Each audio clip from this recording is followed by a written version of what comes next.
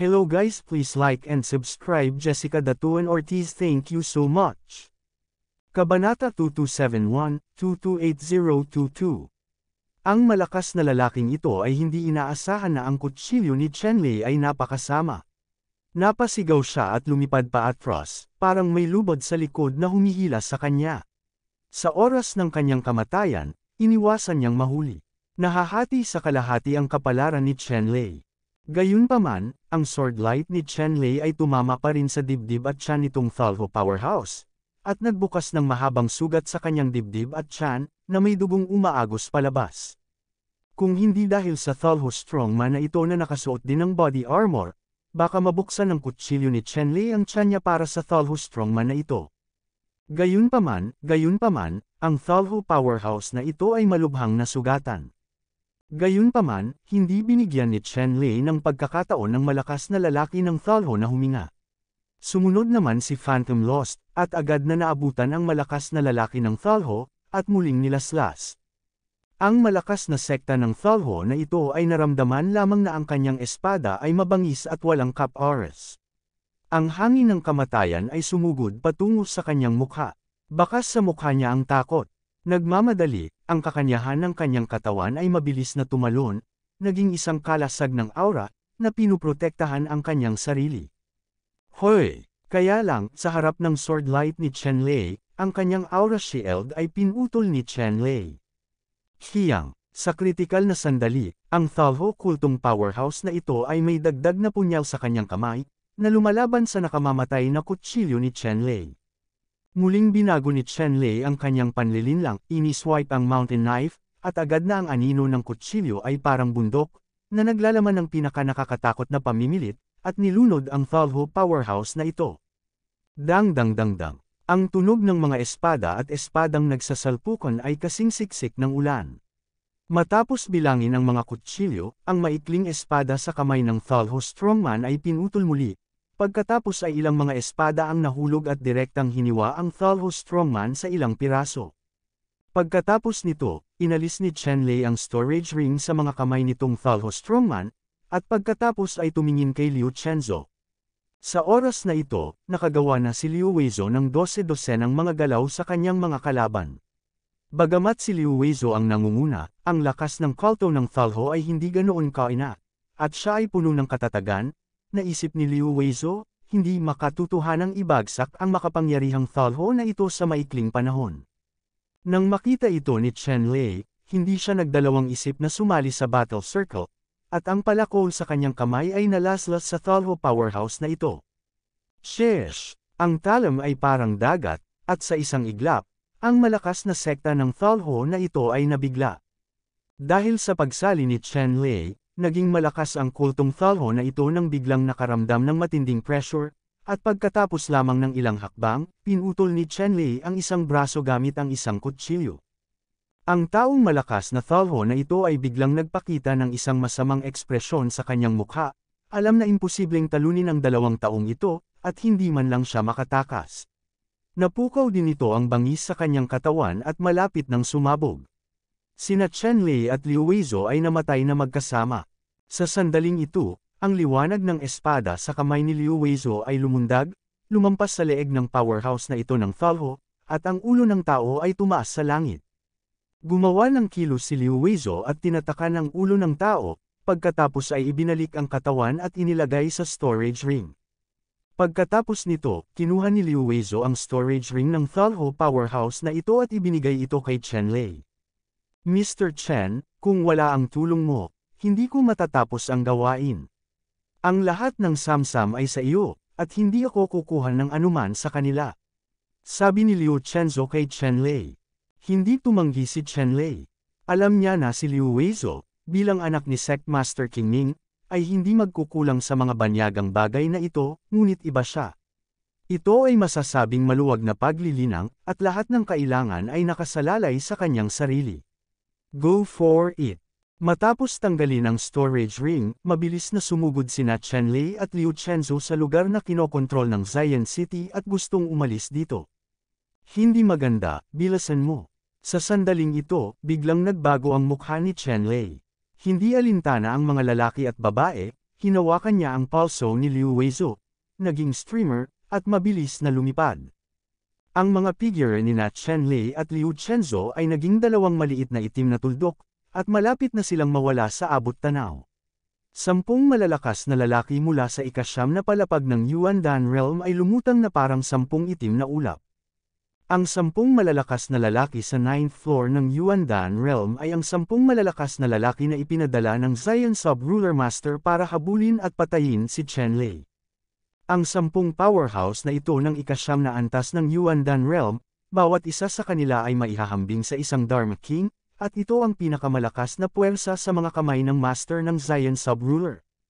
Nagawa ni Chen Lei na harapin ang ganoong kalakas na tao, ngunit tiyak na matatalo siya kung haharapin niya silang dalawa. Ngayon, sa 10 makapangyarihang tao na nagsama-sama, imposibleng manalo si Chen Lei. Kahit nagamit ang Lotus Stick, talagang imposibleng patayin ang 10 makapangyarihang lalaki na ito. Ang pinakamahusay na mga resulta ay kawili-wili lamang sa 2 o 3 tao na inilibing. Ayaw pang mamatay ni Chen Lei, at nang maramdaman niyang paparating na ang malaking panganib, pinili niyang tumakas kaagad. Chase, 10 powerhouse ang dumating sa mga bangkay ng 2 Thalho powerhouse, tiningnan ang mainit na katawan, tumingin kina Chen Lei at Liu Weizo na halos mawala sa harapan nila, at isa-isang winasak ang kanilang mga kakayahan sa katawan. Hinabol siya ni na Chen Lei at Liu Weizo. Ramdam ni Chen Lei ang matinding pressure na nagmumula sa likuran. Ang ganitong uri ng pressure ay tulad ng presyon ng tuktok ng Mount Tai, na hindi maaaring labanan sa lahat. Hindi nag-atubili si Chen Lei na durugan ang Critical Strike Rune at pagpalain ito ng higit sa kakayahan ng kanyang katawan. Kasama si Liu Weizo, ang bilis ay halos mas mabilis kaysa sa kidlat, at tumakas siya patungo sa lugar na kontrolado ng Zion City. Matapos basagin ni Chen Lei ang Critical Strike Rune sa kanyang body technique, sa wakas ay nalampasan ng kanyang bilis ang mga sundalong humahabol sa likod, tuluyang natamba ang mga sundalong humahabol sa likod, at bumalik sa isang ligtas na lugar. Sa puntong ito, kahit ang 10 makapangyarihang Thalho na Kalto na ito ay hindi nang ahas na tumawid sa linya, kung hindi, tiyak na hindi sila babalik. Hindi tumigil si Chen Lei matapos siyang makatakas, ngunit patuloy na lumipad ng malalim sa lugar na kinokontrol ng Zion City. Nang masiguro niyang ligtas na ito, tumigil siya. Sa oras na ito, nagkaroon ng oras si Liu Weizo para makahinga ng maluwag. Nakaka-excite talaga ang escape experience ni Chen Lei sa kanya ngayon lang. Wala talaga siyang maisip na makakamit ng ganoon kabilas na bilis. Gayunpaman, maswerte silang nakatakas, kung hindi, tiyak na mamamatay sila. Nang magsimulang tumakas si Chen Lei kasama niya, nakaramdam din si Liu Weizo ng matinding pressure. Kung talagang nakulong siya ng isang grupo ng mga tao, tiyak na wala siyang pagkakataong mabuhay. Teacher Chen, maraming salamat sa pagkakataong ito. Kung wala ang tulong mo, hindi ko matatapos ang gawaing ito. Sa sandaling ito, kumikinang ng maliwanag ang mga mata ni Liu Weizo, nakatingin kay Chen Lei, at taos-pusong nagpasalamat sa kanya. Hindi mo kailangang maging magalang, wala iyon. Kinawayan ni Chen Lei ang kanyang kamay at sinabing. Tumango si Liu Weizo at hindi na nagsalita, ngunit nagpasya siyang suklian ang kabaitan ni Chen Lei sa hinaharap. Wala na masyadong oras ngayon, balik tayo agad. Ngayon, ang oras para sa pagbubukas ng banal na mana ng maharlikang lupain ay nalalapit na, sabi ni Liu Weizo kay Chen Lei. Tumango si Chen Lei. Ngayon ay hindi na siya nang ahas na bumalik sa lugar na kinokontrol ni Thalho. Sa pagkakataong ito ay sinabi niya na talagang inis na niya si Thalho. Kung babalik pa siya, tiyak na hahanapin niya ang sarili niyang kamatayan. Pagkatapos noon, sumugod sina Chen Lei at Liu Chenzo patungo sa Zion City. Kabanata 2272. Sa daan, sina Chen Lei, Liu Weizo, Qi Yun, Chu Shu, at Liu Hizhan, ang pangalawang tiyuhin ni Liu Weizo, ay nagsama-sama. Pagkaalis ni Qi Yun at ng iba pa sa lugar na kontrolado ni Thalho, pumili sila ng lugar at hinintay sina Chen Lei at Liu Weizo. Gayunpaman, ang rutang pabalik ni Chen Lei at Liu Weizo ay naghihintay para kay Qi Yun at sa iba pa. Ang mga lokasyon ay pasuray-suray, at sa kalagitnaan, pagkatapos silang makontak, sila ay muling nagsama sa isang lugar. Pagkatapos magtipon sa isang lugar, hindi na makapaghintay si Chiyon na tanungin kung ano ang nangyari. Matapos malaman na natapos ni Liu Chenzo ang kanyang gawain, at ang kanyang paglalakbay ay puno ng mga sorpresa, si Chiyon ay lubos na gamaan. Hindi nakaimik ang grupo at nagmamadaling pumunta sa Zion City. Makalipas ang isang araw, sumugod sila sa Zion City. Master Chen, mangyaring pumunta sa mansyon ng Panginoon ng lungsod upang magkomento. Nais kong hingin ang iyong pagpapahalaga. Pagkatapos bumalik sa Zion City, sinabi ni Chiyon kay Chenlei, sa pagkakataong ito, kung wala ang tulong ni Chenlei, si Chiyon at Liu Chenzo ay hindi makakatakas ng ganoon kadali, sa makatuwid, natural na gustong ipaghiganti ni Chiyon si Chenlei. Kalimutan mo na, maliit na negosyo lang yan, huwag kang magalang. Tumanggi si Chenlei, at hindi bumalik sa mansyon ng City Lord kasama si Chiyon. Iniligtas niya sina Chiyon at Liu Weizo nang hindi nagtatanong ng anuman, bumalik. At ipinahayag din ni Liu Weizo ang kanyang intensyon na anyayahan si Chenlei na maging panauhin sa King Mingzang sub-ruler. Tumanggi din si Chenlei. Nakita ni Chiyon at Liu Weizo na hindi sinusubukan ni Chenlei na tanggalin sila, ngunit talagang ayaw nilang masyadong makipag-ugnayan sa kanila. Hindi nila maiwasang makaramdam ng kaunting depresyon, at iniisip pa nga kung nabawasan na ba ang kanilang alindog. Kung hindi, paano si Chenlei? Baka tanggihan ang imbitasyon nila. Sa katunayan, ayaw ni Chenlei na masyadong makipag-ugnayan sa dalawang dilag. Ang mga asawa sa kanyang mas mababang kaharian ay hindi mas masahol kaysa kina Chiyon at Liu Weizo sa mga tuntunin ng hitsura. Ayaw niya talagang pakialaman ang mga bulaklak sa halip. Gusto kong i-upgrade ang aking cultivation sa lalong madaling panahon, para magkaroon ako ng matatag na panghahawakan, at lumikha pa ng isang malaking kapangyarihan. Sa hinaharap, ang mga asawa, kaibigan, at magulang mula sa mababang kaharian ay aakyat sa gitnang kaharian ng hindi inaapi. Nang makita ang pagtanggi ni Chenlei, natural na tumigil sina Chiyon at Liu Weizo na makaramdam ng kahihiyan na pilitin sila, kaya pareho silang iniwan ang isa't isa, at pareho silang kailangang mag-ulat ng kapayapaan sa kanilang mga magulang. Para naman kay Chenlei, bumalik siya sa inuupahang bahay sa kuweba, sinamantala ang ilang araw upang muling pagsamahin ang paglilinang. Sa pagkakataong ito, sa tunggalian ni Chenlei at Zhou Ming, napagtanto niya na bagamat hindi siya mahina sa paglilinang, mayroon pa rin siyang tiyak na agwat sa Yuan Dan Realm 9th layer na malakas na may mga pambihirang talento, lalo na yaong mga bihasa sa pamamaraan ng pagpino ng Qi. Sa pagkakataong ito, para makapunta sa Dachu Royal Inheritance Holy Place, hindi lang siya nakipagkumpetensya sa mga henyong powerhouse sa Zion City, kundi sa lahat ng henyo ng buong Dachu Dynasty. Mahusay na mga henyo sa buong Dachu Dynasty, tiyak na maraming mga freak at masasamang gawa, at maaaring hindi siya makakuha ng anumang mga benepisyo kapag nangyari yun. Sa pag-iisip nito, medyo nababalisa si Chenlei. Ngayon, umaasa sa kanyang sariling lakas, gusto niyang makipagkumpetensya sa isang henyo at makapangyarihang first-class na puwersa, at nakakaranas pa rin siya ng ilang mga paghihirap. Inisip ni Chenlei kung paano niya mapapabuti ang kanyang pagiging mapagkumpetensya. Sa Great Shu Royal Sacred Land, hindi niya matatakot ang lahat ng kanyang mga kalaban at samantalahin ang mga pagkakataon. Sa huli, ibinuhos ni Chenlei ang kanyang mga ideya sa Zuenjen Tulo na hawak niya. Ang Mysterious Array Drawing Urn na ito ay nakuha ni Chenlei mula sa Qinyaor. Ito ay isang pinakamataas na lihim na sanaysay na nagpapaliwanag sa paraan ng pagbuo at paraan ng fulo.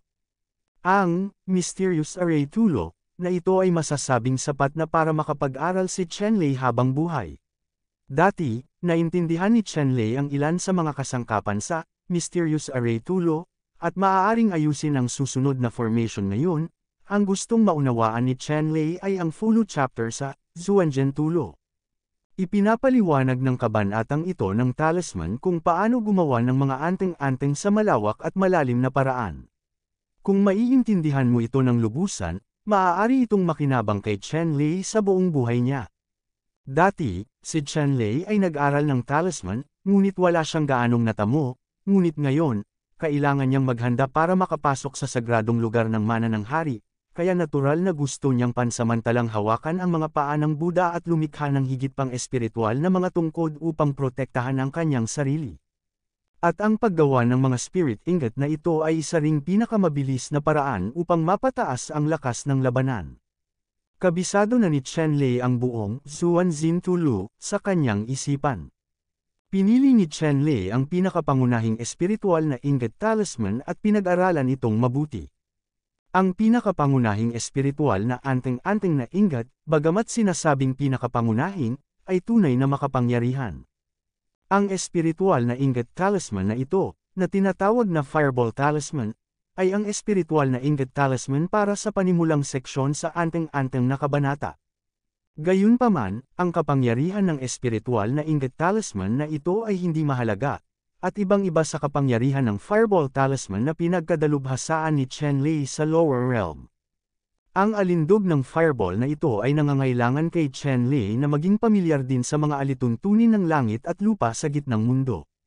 Kabisado na ni Chen Lei ang mga alituntunin sa mundo ng daan ng kulog at daan ng apoy sa gitnang mundo noon. Sa makatuwid, ang mga pangunahing kondisyon para sa paggawa ng anting-anting na ito ay magagamit na. Ngayon ang kailangan lang niyang gawin ay unawain ito ng lubusan, paraan ng paggawa ng anting-anting ng bowl ang apoy na ito, pagkatapos, gumawa ng isang makapangyarihang anting-anting na bola ng apoy. Sa katunayan, ayaw talagang umasa ni Chen Lei sa mga panlabas na puwersang ito noon. Noong siya ay nasa mababang kaharian, kahit na siya ay nasa pinakamataas na antas ng master ng anting-anting noong panahong iyon, ang bilang ng mga anting-anting na pinino niya ay napakaliit. Pero dito, iba, napakakaunting barahan niya sa kanyang kamay at mahirap makipagkumpetensya sa iba pang malalakas na manlalaro. Sa makatuwid, dapat niyang gamitin ang lahat ng paraan upang palakasin muna ang kanyang sarili, hindi bababa sa upang matiyak na hindi niya gagawin, na iimpluwensyahan ng ibang tao. Pugutan ng ulo, pagkatapos lamang magkaroon ng pagkakataon na makipagkumpetensya para sa mga pagkakataon at lumaki. Ang ganitong uri ng anting-anting na paraan ay maaari lamang maging paraan para maabot niya ang tuktok, at hindi kailanman magiging pangunahing direksyon ng pag-atake niya. Naiintindihan ni Chen Lei na ang kanyang sariling lakas lamang ang tunay na malakas, at iba pang panlabas na puwersa, talagang hindi mapagkakatiwalaan, malalim na naunawaan ito ni Chen Lei mula simula hanggang wakas. Sinimulan ni Chen Lei na pag-aralan ang paraan ng pagdadalisay ng anting-anting ng bowl ang apoy sa kanyang isipan, at pagkatapos, kasabay ng pagwagayway ng kanyang kamay, si Chen Lei ay lumitaw sa kuweba, na may mga piraso ng balat ng hayop, dugo, at mga spirit stone. Una niyang pinino ang mga balat ng hayop na ito sa blankong papel na rune. Pumili siya ng isang fire attribute Yuan Beast Skin. Ang papel na rune na ginawa sa ganitong paraan ay ang pinakamadaling magtagumpay sa pagpino ng mga rune ng fireball.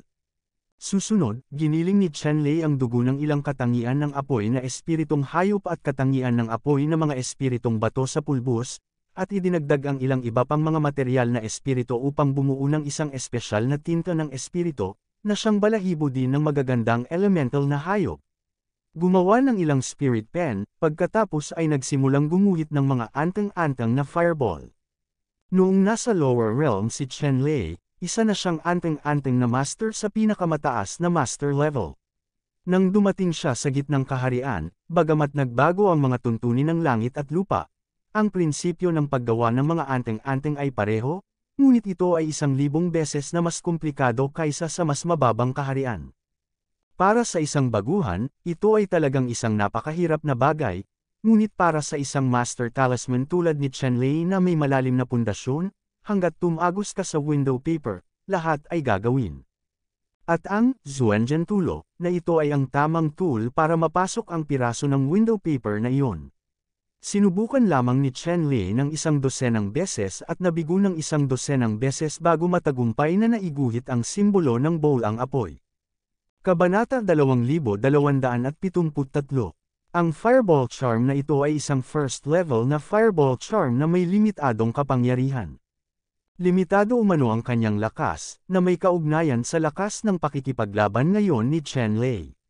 Sa katunayan, ang first level Fireball Talisman na ito ay maaaring ganap na pumatay ng isang malakas na tao sa ika-9 na antas ng Primordial Realm. Para sa malakas, ito ay napakahalaga. Gayunpaman, ang unang antas ng Fireball Enchantment ay masyadong nakakatakot para kay Chenlei. Gayunpaman ito ay isang kinakailangang proseso upang lumikha ng isang anteng-anteng na bola ng apoy. Ang mga talisman ng Fireball ay nahahati din sa 1 hanggang 9 na yugto, na ang bawat isa ay nahahati sa mas mababa, gitna at itaas na mga grado. Well, ang Fireball talisman na ito ay pinino ni Chenlei. Kung kalkulahin mo ito batay sa rank, ito ay matatawag na mid-level Fireball talisman. Si Chenlei ay patuloy na gumuhit, sunod-sunod, ang anteng-anteng na bola ng apoy ay iginuhit. Pagkatapos, unti-unti, ang rate ng tagumpay ay naging mas mataas at ang Fireball talisman na ginawa ay mas mataas at mas mataas. Nang ito na ang pinakamataas, ginawa ni Chenlei ang kanyang Fireball talisman na umabot sa antas ng 2nd tier top grade. Ang 2nd order high grade Fireball enchantment ay mas nakakatakot, at maaari pang ang magbanta sa 1st order at 2nd order powerhouses sa Yuandan realm. Gayunpaman, hindi ito sapat para kay Chenlei. Kinailangan niyang pinuhin man lang ang isang tier 3 high-grade Fireball talisman para matulungan siya. Sa isang kisap mata, nahihilo lang si Chenlei at halos maubos ang kanyang mental energy. Gayunpaman, ang mga araw at gabing ito ay hindi walang kabuluhan. Sa huli, sa wakas ay nagtagumpay si Chenlei sa pagpino ng isang mababang uri ng anteng-anteng na Fireball. Sa sandaling ito, ang simbolo ng bowl ang apoy na ito ay 2 daliri ang lapad, ang haba ng palad ay maikli, at ang buong katawan ay pula na parang jade. Nakaukit ng siksik at komplikadong mga pattern, at tinatakan ng marahas at magulong kapangyarihan. Bukod dito, ang anteng-anteng ng Fireball na ito ay sumisipsip pa rin ng enerhiya mula sa walang laman at naiipon ito sa anteng-anteng ng Fireball. Kapag nasira ito, sisirain nito ang lupa. Tiningnan ni Chenlei ang mababang grade na anteng-anteng na Fireball sa kanyang kamay, at sa wakas ay tumanggo bilang kasiyahan. Hanggat ang isang grade 3 Fireball anteng-anteng ay pino, kung gayon ay hindi magiging napakahirap na i-level up ang Fireball talisman ni Hal. Si Chenlei ay lumunok ng ilang espiritual na table task upang maibalik ang mental at pisikal na lakas, umupo ng naka-cross-legged, at nagsimulang ibalik ang pisikal at mental na lakas. Makalipas ang 1 oras, si Chenlei ay puno ng lakas at tibay, at muling bumalik sa kanyang pinakamataas na estado. Susunod, sinimulan ni Chenlei na pinuhin ang anteng-anteng na bola ng apoy. Sa pagkakataong ito, nakahihigit pa ang iba't ibang materyales na ginamit niya. Maging balat ng hayop para sa paggawa ng papel na anteng-anteng, tinta ng anteng-anteng, panulat ng anteng-anteng, at iba pa, lahat ng ito ay maingat niyang ginawa. Pagkatapos noon, nagsimulang gumuhit si Chenlei ng iba't ibang rune dito, at ang lahat ng kanyang mental na enerhiya ay nakatuon sa maliit na papel ng rune. Bukod doon, wala nang iba. Sa sandaling ito, ang maliit na piraso ng papel na anteng-anteng, sa mga mata ni Chenlei, ay parang isang walang laman na universo. Ang kanyang espiritu ay isinama sa papel na anteng-anteng, at ang anteng-anteng na panulat sa kanyang kamay ay gumalaw kaagad. Ang napakahusay na mga linya ng rune ay lumundag sa papel ng rune na may mahiwagang kahulugan, na bumubuo ng isang misteryosong hanay ng rune, na pinagsama sa papel ng rune, at nagsimulang ipanganak ang isang misteryosong kapangyarihan sa papel ng rune. Sa pagkakataong ito, pakiramdam ni Chenlei ay napakakinis, puno ng swerte, at sa huli, ang huling linya ng rune ay perpektong nakabalangkas sa papel ng rune, na bumubuo ng isang kumpletong hanay ng rune, na isinama sa papel ng rune. Nang bumagsak ang huling suntok, nag-iba agad ang buong piraso ng papel na anteng-anteng. Dati, ang anteng-anteng na ito ay may hitsura pa rin ng balat ng hayop, ngunit ngayon, ito ay tila may sariling buhay, patuloy na humihinga ng espiritual na enerhiya sa pagitan ng langit at lupa, isang kumpletong anteng-anteng na porma sayon, na nagpapalabas ng isang nakasisilaw na alindog, pulang ilaw at umikot sa buong hanay ng anteng-anteng sa loob ng 1 linggo bago magtagpo at magdilim. Habang nagtatagpo ang pulang ilaw, ang buong papel ng anteng-anteng ay agad na naging madilim na pula tulad ng jade, tulad ng perpektong jade, na may mainit na kulay, naglalabas ng mahinang aura, ngunit sa loob, tila ito ay sesebog na. Tulad ng isang bulkan, puno ito ng walang katapusang kapangyarihang sumasabog. Tiningnan ni Chen Lei ang anteng-anteng na ito ng fireball at nasiyahan siya. Ang fireball talisman na ito ay talagang umabot sa pinakamataas na antas ng fireball talisman. Ang isang 3rd order high-grade fireball charm ay sapat na upang banta ang isang 9th order strongman sa Yuandan realm. Sumunod, si Chen Lei ay nagpatuloy sa pagguhit, at isang alindog ng bowl ang apoy ay ipinanganak sa mga kamay ni Chen Lei. Parang nasilaw si Chen Lei. Sa nakalipas na ilang araw at gabi, ang lahat ng kanyang iniisip ay ginugol sa pagperpekto sa fireball enchantment hanggang sa naging sila ang mga tao sa Zion City ay nagising.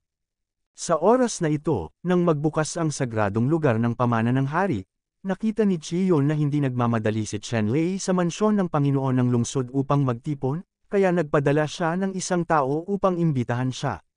Kung ang oras para sa banal na pamana ng hari ay naantala, kahit na si Chen Lei sa mga kwalifikasyon para makapasok, imposibleng makapasok.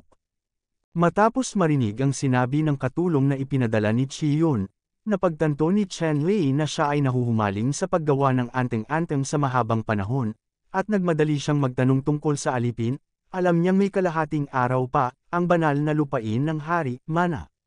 Pagkatapos lamang ay bubuksan ang pasukan, at ito ay maituturing na isang kaluwagan. Paki-report kay Miss Chiyon, at pasalamatan siya sa paalala. Handa akong maghanda at magmadali sa City Lord's Mansion sa Zion City, sabi ni Chen Lei sa waiter na naghatid ng mensahe. Tumango ang waiter, saka tumalikod at umalis. Pagkaalis ng katulong, kinuha ni Chen Lei ang mga anteng-anteng mula sa bahay at iniimbak ang mga ito sa iba't ibang kategorya. Ayon sa mga istatistika, natuklasan ni Chen Lei na mayroon talaga siyang 10 3rd order high-grade fireball talismans, higit sa 40 3rd order intermediate fireball talismans, at higit sa 30 3rd order low-grade fireball talismans. Tulad ng para sa mga simbolo ng 1st order at 2nd order na fireball, mayroong daan-daang mga ito. Si Chen Lei ay nasiyahan din sa kanyang mga nagawa nitong mga nakaraang araw. Dapat mong malaman na ang average na anteng-anteng ay maaaring pinuhin ng 3 o 5 magic charm sa isang araw, na kung saan ay napakapambihira. Talagang ginawa niya ito sa loob lamang ng ilang araw, pinipino ang halos 200 mahiwagang anteng-anteng ng iba't ibang grado, ang output bawat araw ay katumbas ng 60 hanggang 70, na talagang isang napakakamangha-manghang numero. Kaya lang, nitong mga nakaraang araw, pagod na pagod si Chen Lei. Nang walang pahinga, agad siyang lumunok ng mga table tasks para gumaling matapos maubos ang kanyang pisikal na lakas at lakas. Matapos gumaling, agad niyang isinakay ang sarili sa proseso ng pagpipino ng anteng-anteng upang magkaroon ng mga pambihirang tagumpay. Siyempre, ito ay nauugnay din sa malalim na background ng paggawa ng anteng-anteng ni Chen Lei. Kung walang malalim na background sa paggawa ng palasyo sa lower realm, hindi siya magkakaroon ng ganoong kalaking output, kahit na hindi siya makatulog. Ang una at ikalawang antas ng mga magic spell ay walang silbi kay Chen Lei. Pagkatapos nilang ayusin ni Chen Lei, direktang iniabot nila ito sa waiter ng Tianling Building at inilagay sa tindahan ng Tianling Building para ihatid. Kukunin niya ang natitirang 3 lahat ng Order Spirit Charms ay nakolekta, at pagkatapos ay dumiretso sa City Lord's Mansion ng Zion City. Nang sumugod si Chen Lei sa City Lord's Mansion, nasulyapan ni Chiyon si Chen Lei at nagmamadaling pumunta.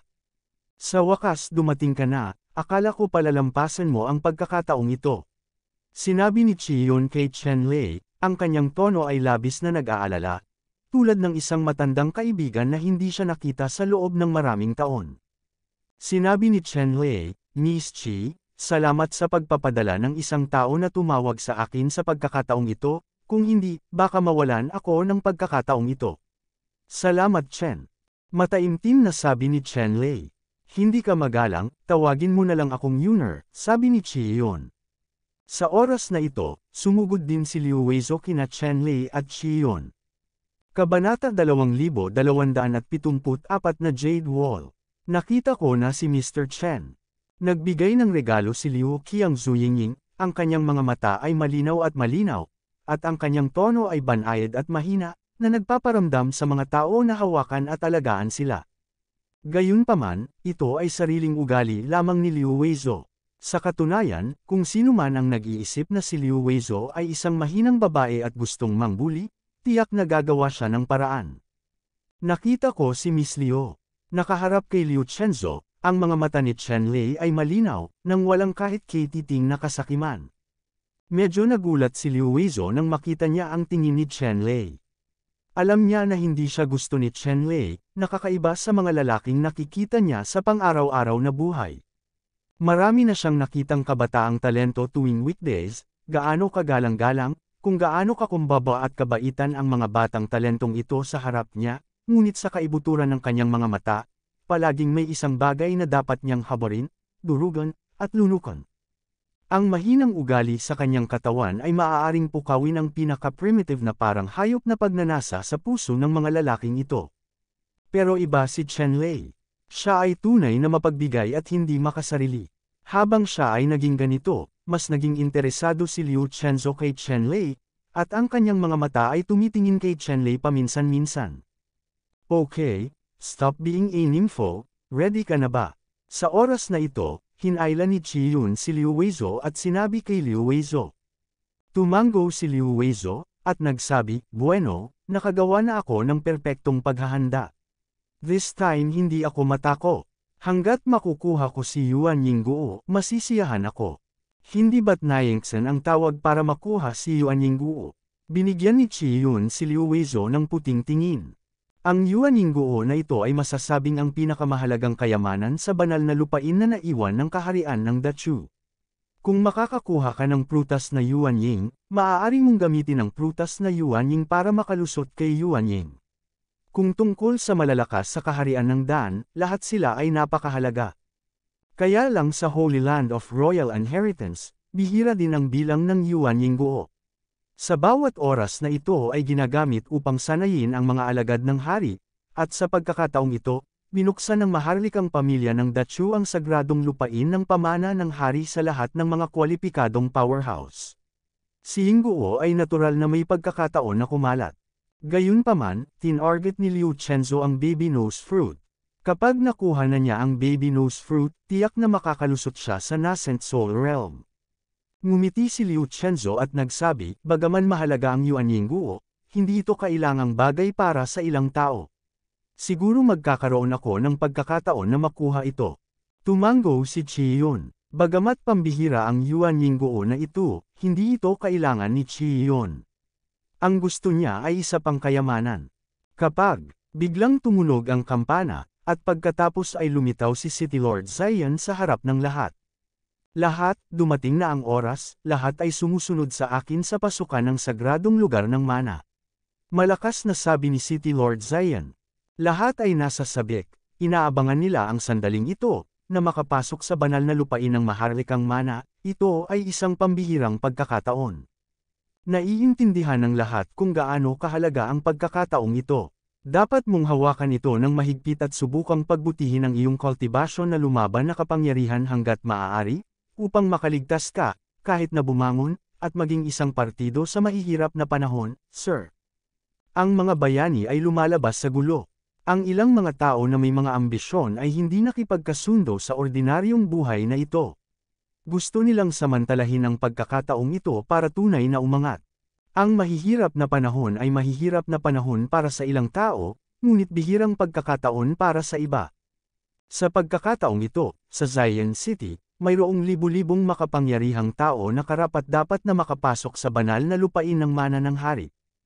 Ang ilan sa kanilang cultivation ay umabot sa ikasyam na antas ng Yuandan Realm, habang ang ilan ay nasa unang antas lamang. Yuandan Realm. Gayunpaman, mataas man o mababa ang paglilinang, hanggat natutugunan ang mga kondisyon, maaari kang pumasok.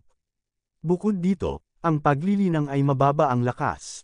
Kabilang sa mga banal na lugar ng hari, ang posibilidad ay hindi kinakailangang mas mataas kaysa sa paglilinang gusto kong magmana ng sagradong lugar sa pamilya ng hari upang makakuha ng isang pagkakataon. Ang paglilinang ay hindi ang pinakamahalagang bagay, depende rin ito sa personal na swerte. Nagmamadali ang lahat sa ipinagbabawal na lupain ng mansyon ng City Lord kasama ang City Lord na si Zion. Personal na binuksan ng Panginoong lungsod na si Zion ang ipinagbabawal na lupain, at pagkatapos ay pinangunahan ang lahat papunta dito. Pagkatapos tumuntong sa restricted area, nakita ng lahat na sa gitna ng restricted area, mayroong isang sobrang walang laman at patag na open space. Sa itaas ng open area, mayroong teleportation array. Ang pagbuo ng teleportasyon na ito ay maaaring humantong sa sagradong lugar ng pamana ng hari. Maaari kang manatili sa sagradong lugar ng pamana ng hari sa loob ng isang buwan. Pagkatapos ng isang buwan, automatikong isasara ang sagradong lugar ng pamana ng hari. Sa oras na iyon, lahat kayo ay ipapadala. Panipi. Sabi ng City Lord ng Zion City, at pagkatapos, lahat ay tumayo sa teleportation array, at ang teleportation array ay naka-on. Ang liwanag ng teleportation array ay kumislap, at isang sinag ng liwanag ang kumislap. Nawala ang libu-libong mga powerhouse sa hanay ng teleportation hindi, pumasok siya sa banal na lupain ng maharlikang mana. Sa sandaling ito, hindi lamang ang lungsod ng Zion, kundi ang buong dinastiyang Dachu, ang lahat ng mga kwalipikadong powerhouse sa lungsod, sa sandaling ito, sa pamamagitan ng hanay ng teleportasyon, ay pumasok sa banal na lupain ng mana ng hari. Ang mga magaspang na istatistika ay nagpapakita na mayroong kasing dami ng 1,000,000 malalakas na tao na nakapasok sa maharlikang mana ng Great Chu Dynasty. Ngunit sa katotohanan, ang higit sa 1,000,000 powerhouse na ito ay wala kung titingnan mo ang malawak na lugar ng buong dinastiyang Dachu. Sa sandaling ito, sa palasyo ng Great Chu Dynasty, sa 1,000 metrong taas na bulwagan, isang jade wall na nagpapalabas ng liwanag ng bituin ang itinayo. Libu-libong talampakan din ang taas ng jade wall na ito. Nararamdaman ng mga taong nakatayo sa harap ng jade wall ang kanilang sarili na maikli, tulad ng mga langgam. Sa sandaling ito, daan-daang malalakas na lalaki na nagpapalabas ng malakas na aura ay nakatayo sa harap ng jade wall. Ang jade wall na ito ay naglalabas ng malawak at malalayong hininga tulad ng isang mabituing kalangitan, na napakalalim at puno ng banal na liwanag.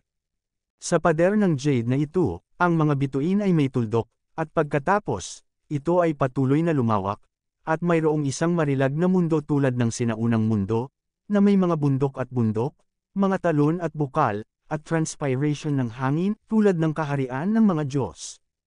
Ang mundo sa jade wall na ito ay ang sagradong lupain na iniwan ng kaharian, na makikita sa sky-reflecting jade wall na ito. Ang panig na ito ay sumasalamin sa makalangit na pader ng jade at ang kayamanan ng buong dinastiyang Chu. Sa pagkakataong ito, nang magbukas ang sagradong lugar ng mana ng dinastiyang Dachu, ang maharlikang pamilya ng dinastiyang Dachu ay likas na hindi mapalagay. Binuksan nila ang Yingtian Jade Wall upang pagmasdan ang sitwasyon sa sagradong lugar ng mana. Kaya lang, ang pagbubukas ng Yingtian Jade Wall ay napakamahal at hindi mabubuksan sa lahat ng oras. Kung ito ay laging bukas, hindi ito kakayanin ng dinastiyang Dachu. Gayunpaman, sa pagkakataong ito ang bagay ay masyadong mahalaga, at ang sitwasyon sa sagradong lugar ng mana ay kailangang maunawaan, kaya napagpasyahan na buksan ang Yingtian Jade Wall sa tamang oras. Ayon sa emperador ng Great Chu Dynasty, ang Yingtian Jade Wall na ito ay binuksan tuwing 3 araw upang siyasatin ang sitwasyon sa sagradong lugar ng mana, at ang pinakamahalagang bagay ay ang makahanap ng mga talento na karapat-dapat sa paglilinang at hayaan silang lumago ng mabilis hanggat maaari. Bumangon at maging pangunahing puwersa laban sa Thalho. Ang emperador ay nagmamaneho. Sa sandaling ito, isang matinis na boses ang tumunog, at pagkatapos, isang matibay na figura, na nakasuot ng dragon robe, na nagpapalabas ng malakas na momentum, ang pumasok sa bulwagan na ito. Si Emperor Chu iyon. Tingnan ang iyong kamahalan. Sa pangunahing bulwagan, ang mga ministro at ilang handog ay nagbigay galang kay Emperador Chu. Lahat, maliban sa iyo, ngayon ang unang araw na pumasok kayong lahat sa banal na lupain ng maharlikang mana, hayaan mo akong tingnan. Casual na ikinaway ni Emperor Dachu ang kanyang kamay sa mga tao, na nagpapahiwatig na hindi sila bibigyan ng anumang bounty. Kabanata 2275. Tiningnan ni Emperor Dachu ang Yingtian Jade Wall, na may mga bituin na nakatuldok dito, at ilang mga figure ang walang tigil na tumatalon, na sumusugod sa kailaliman ng sagradong lugar ng mana. Ano na ang sitwasyon ngayon? Tanong ni Emperor Dachu sa mga ministro. Kamahalan, dahil kakapasok lang ng lahat sa banal na lugar ng mana, hindi pa rin nakikita ang mga tiyak na pangyayari. Sinabi ng isang ministro kay Emperador Chu. Tumango si Emperor Chu at sinabi sa madla, lahat, sa pagkakataong ito, pipili ako ng walang kapantay at makapangyarihang mga tao na haharap sa Thalho. Sa makatuwid, dapat mong panatilihing bukas ang iyong mga mata at hayaan akong makakita ng malinaw, pinili ako ng Panginoon, at hindi ako makapaglilibing ng isang tao. Panipi. Naghihintay akong sumunod sa mga utos, sabi ng mga ministro sa bulwagan sa malamig na boses. Pagkatapos nito, sinabi ng isang ministro, kamahalan, sa pagkakataong ito, sa banal na lupain ng mana, walang tuntunin laban sa pagpatay sa isa't isa. Masyado bang seryoso? Sinabi ni Emperor Dachu, hindi kailangang mag-alala, ang mga kalaban na haharapin nila sa hinaharap ay 10 beses na mas brutal kaysa rito. Ngayon ang pagbabalik na ito ay hindi malulutas. Paano nila haharapin ang malupit na Thalho sa hinaharap? Panipi. Matapos pakinggan ang pahayag ng emperador, maraming ministro ang natahimik saglit. Alam na ang emperador ng Chu ay nagpasya na, kahit na mas maraming nasawi sa pagkakataong ito, pipiliin niya ang tunay na malakas. Sa katunayan, alam ng lahat ng mga ministro na kahit na mas marami ang nasawi sa ngayon, ito ay malaking pakinabang para kay Chu. Kung hindi, ang pagbubukas ng Royal Heritage Shrine ay magiging walang kabuluhan. Hindi na lumaban ang mga ministro. Nanatili sandali si Emperor Dachu, pagkatapos ay umalis. Inalagaan niya ang lahat, ngunit ang sekta ng Thalho ang naging dahilan upang harapin niya ang maraming bagay. Wala na talaga siyang oras para manatili dito. Sa oras na ito, sa loob ng sagradong lugar ng Royal Inheritance, si Chenlei at ang iba pa ay nakapasok na lahat. Gayunpaman, ang kanilang lokasyon ay masasabing lilito ng random. Si Chenlei, Liu Weizu, Qi Yun at iba pa ay nakakalat, hindi magkasama. Dahil dito, hindi nagulat si Chenlei. Ang mga lihim na kaharian na pinasok niya habang nasa lower realm ay hindi mabilang. Alam na ito ay dahil sa ilang tuntunin ng oras at espasyo. Ang banal na relic na lugar ng hari ay dapat ding umiral na parang isang lihim na kaharian, ngunit iba ang pangalan. Naglakad si Chenlei patungo sa kailaliman ng sagradong lugar ng pamana ng hari. Nararamdaman niya na ang konsentrasyon ng espiritual na enerhiya dito ay talagang mas mataas kaysa sa labas ng mundo. Karapat-dapat sa sagradong lugar ng mana. Kung nagsasanay siya ng kultibasyon dito sa mahabang panahon, ang kanyang pag-uugali sa paglilinang ay tiyak na uunlad ng mabilis. Gayunpaman, maaari lamang akong manatili dito ng 1 buwan. Ito ay paglilinang lamang at pag-absorb ng espiritual na enerhiya dito, ito ay magiging masyadong aksaya. Ang anumang pagkakataon dito ay mas mahalaga kaysa sa aura na ito. Hindi nagtagal ay nakahanap si Chenlei ng ilang fire cloud grass. Ang apoy na ulap damo ay puno ng apoy, natatakpan ng apoy na ulap. Ang buong katawan ay pula na parang jade, parang fire dragon, halos 1 metro ang taas, at ang heatwave ay tumatama sa mga tao. Matapos matuyo ang damo ng ulap ng apoy at maging pulbus, ito ay isang mahusay na material para sa paggawa ng mga ron, na maaaring lubos na mapataas ang kapangyarihan ng fireball ron. Si Chenlei ay may ilang fire cloud grass sa kanyang mga kamay noon, ngunit naubos na niya ang lahat. Ngayon, para kay Chenlei, ang ilang fire cloud grass na ito ay talagang matatawag na uling sa nyebe. Hindi nag-atubili si Chenlei na bunutin ang ilan sa mga fire cloud grass na ito at itabi ang mga ito. Pagkatapos nito, si Chenlei ay nagpatuloy na lumalim, naghahanap ng mga pagkakataon. Sa sagradong lugar na ito ng maharlikang pamana, talagang maraming pagkakataon. Sumama si Chenlei at nakakita ng hindi bababa sa 10 kayamanan na katumbas ng Huyangkaw, at lahat sila ay maingat na inilagay ang mga ito. Hindi lubos na makilala ni Chenlei ang marami sa mga kayamanan dito, ngunit mayroon pa rin siyang paningin, ngunit sa tuwing nakakaramdam siya ng mga kakaibang bagay, kapakipakinabang man ito o hindi, isantabi muna ang mga ito. Sa araw na ito, napansin ni Chenlei na ang nagniningning na liwanag sa harapan ay tumaas sa kalangitan, at nagmamadaling pumunta sa lugar kung saan naroon ang nagniningning na liwanag. Hindi nagtagal, pumunta rito si Chenlei at nalaman niyang nagniningning ang liwanag dito, isang maliit na puno na 1 talampakan ang taas, ang mga dahon ay mapusyaw na pilak, at mayroong 12 mga prutas na kasing laki ng kamao ang nakasabit dito. Ito ay hinog na at naglabas ng kakaibang halimuyak, na nagpaginhawa at masaya kay Chenlei. Ang mga prutas na ito ay puti at pilak din, napakaganda, umaagos na may pilak na liwanag, at may masaganang halimuyak. Umihip ang simoy ng hangin, at sa loob ng pilak na prutas na ito, may tunog ng umaagos na tubig, nagsasalpukan, at ang halimuyak ay inaanod patungo sa hangin, at ang halimuyak ay mas malakas pa sa sukdulan. Naaamoy pa lang ni Chenlei ang bango ng mga prutas na ito, naramdaman ni Chenlei na umalma ang kanyang katawan at lumakas ang kanyang pisikal na lakas. Tiyak, ang mga prutas na ito ay bihirang mga kayamanan, at may mga hindi pangkaraniwang katangian para sa pagpapalaki ng katawan. Prutas na pilak. Biglang, isang boses ang tumunog na may napakagandang sorpresa. Pagkatapos noon, nakita ko ang isang binata na may koro ng jade, isang gwapong mukha, at isang kulay pilak na balabal na lumitaw dito. Puno ng pagtataka ang isang pares ng pilak na mata. Pagkatapos noon ay kumunat ang noo ng binata nang makita si Chenlei. "Sino ka? Umalis ka na dito." Malamig ang boses ng binatang ito, hindi man lang niya inilagay si Chenlei sa kanyang mga mata, sobrang dominante niya. Lumingon si Chenlei at tumingin sa lalaking ito, at nalaman na ang lalaking ito ay isang malakas na tao na may kultibasyon na umabot sa ika-8 antas ng Yuandan Realm. Ang kanyang lakas ay hindi maarak at siya ay talagang mas malakas kaysa sa ilang Yuandan Realm layer, mas malaki ang pressure sa kanya. Gayunpaman, ang saloobin ng lalaking ito ay nagpagalit kay Chenlei Sheng. Mas nauna siyang dumating kaysa sa lalaking ito. Siya ang unang nakatuklas nitong Silver Pith Fruit Tree, at ibinuko ng lalaking ito ang kanyang bibig para pakawalan ito. Bukas, sa ganoong init ng ulo, paano ito maaaring sumuko? "Sino ka? Nauna kong natagpuan ang espiritual na punong ito, at ikaw lang ang pumunta."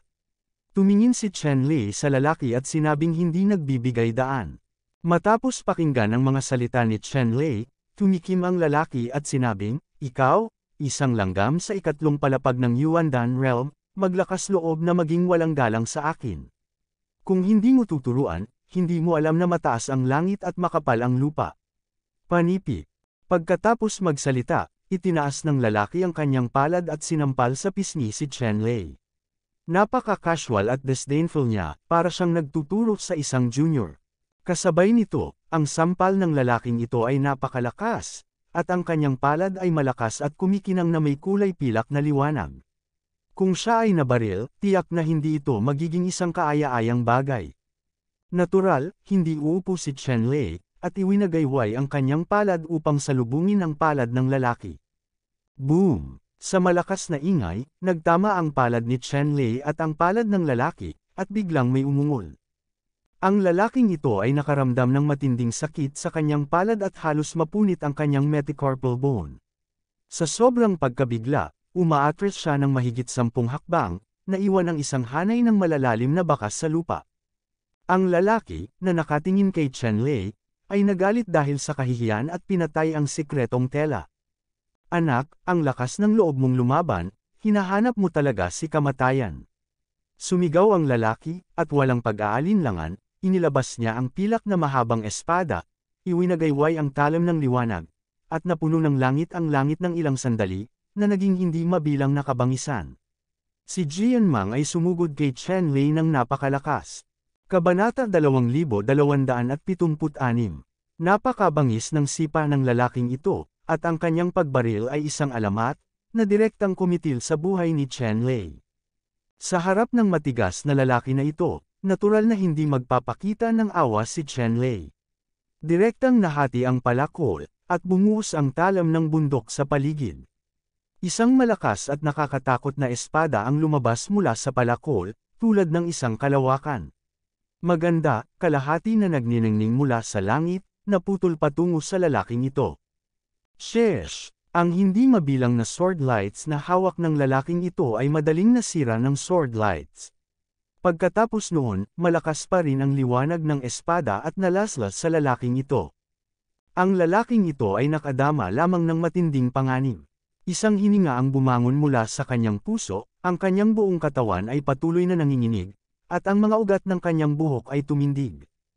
Ang ganitong pakiramdam, minsang naranasan ng lalaking ito, noon, nakatagpo siya ng 9 na layer na Yuan Beast sa Yuandan Realm at muntik nang mawala ng buhay. Ang sword power ni Chen Lei ay nagbigay sa kanya ng mas nakakatakot na pakiramdam kaysa sa ika-9 na layer na Yuan Beast sa Yuandan Realm. Ang lalaki ay nagpakawala ng kakaibang sigaw, at ang pilak na mahabang espada sa kanyang kamay ay umindayog ng napakadilim, at hinarap niya ang liwanag ng espada na pinutol ni Chen-Lei. Hiyang, isang tunog na parang espada ang tumunog, at ang silver sword light ng lalaki ay direktang naputol ng ilaw ng kutsilyo. Pagkatapos, ang kapangyarihan ng espada ay nanatiling hindi nabawasan, at ang lalaki ay pinugutan ng ulo.